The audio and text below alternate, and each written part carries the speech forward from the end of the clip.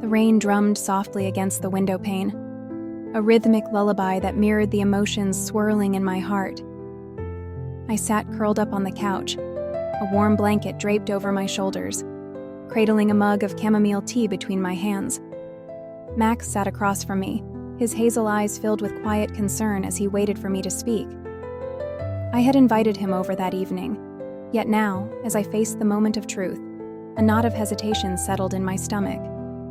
I had always been someone who carried my past close, each scar a story I seldom shared. Cancer, ruled by the moon, meant that emotions ran deep within me, sometimes too deep for words. But Max had this way of making me feel safe, as if I could let down my guard without fear of being judged. And so, I took a deep breath and let the words flow. "There was someone before you, Max," I began, my voice barely above a whisper. "Someone I trusted, someone I thought would always be there. But they weren't."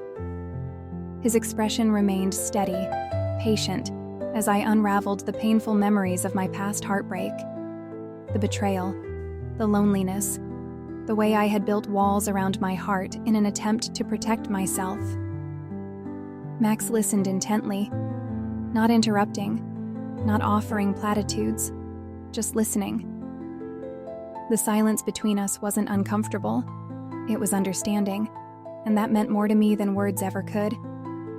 Outside, the rain intensified, its presence a reflection of my own vulnerability. The candlelight flickered on the coffee table, casting golden shadows along the walls. I traced the rim of my mug, grounding myself in the warmth of the tea, in the warmth of Max's presence. "I don't want to be afraid of love," I admitted, my voice trembling slightly. "But I am. I don't know how to let someone in without fearing they'll leave." Max reached out then, his fingers brushing against mine in a gesture so simple yet so powerful. "I'm not going anywhere, Selena," he said softly.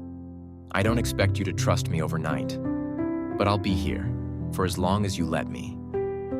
Tears welled in my eyes, not from sadness, but from the overwhelming relief of being understood. The weight on my chest felt lighter. I had spent so long protecting my heart, yet here was someone willing to be patient, to wait for me to be ready. Max stayed with me that night, not in the romantic sense, but in the truest sense of companionship. We talked for hours, about past hurts, about dreams and fears, about everything that made us who we were. The rain eventually softened into a drizzle, but our conversation continued into the night. Max told me about his own fears, his own struggles. He confessed how moving to Charleston had been a fresh start for him, how he had left behind a life filled with uncertainty, hoping to find stability here. I could see the vulnerability in his eyes, the same hesitation that I had felt in my own heart. "You're not alone in this, Selena," he said, his voice low and steady. "We all carry things from our past, but maybe, just maybe, we don't have to carry them alone." His words struck something deep inside me. For years, I had convinced myself that solitude was safer, that opening up would only lead to pain. But in that moment, I saw the possibility of something different, of sharing the weight of my past with someone who truly cared. I leaned back against the couch, exhaling slowly. "I want to try," I whispered. "I want to try letting you in." Max smiled, a genuine, warm smile that made the corners of his eyes crinkle. "That's all I could ever ask for." We sat there in comfortable silence, the rain a soothing presence in the background. He reached for my hand again, this time intertwining his fingers with mine. It felt like an unspoken promise, a quiet assurance that no matter how difficult things got, we would face them together.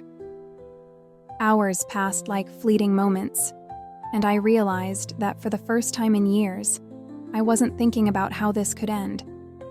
I wasn't guarding my heart as fiercely as I usually did. I was simply enjoying the present, soaking in the warmth of Max's presence, the easy cadence of our conversation, and the comfort of knowing that I didn't have to hide my true self. As the city lights dimmed and the night stretched on, I found myself hoping, perhaps for the first time in a long while, that this wasn't just another fleeting connection. That maybe, just maybe, this was something real. Eventually, sleep pulled at my eyelids, and I let my head rest against Max's shoulder. The steady rhythm of his breathing and the soft rain against the window lulled me into a peaceful slumber. And for a Cancer like me, that meant everything.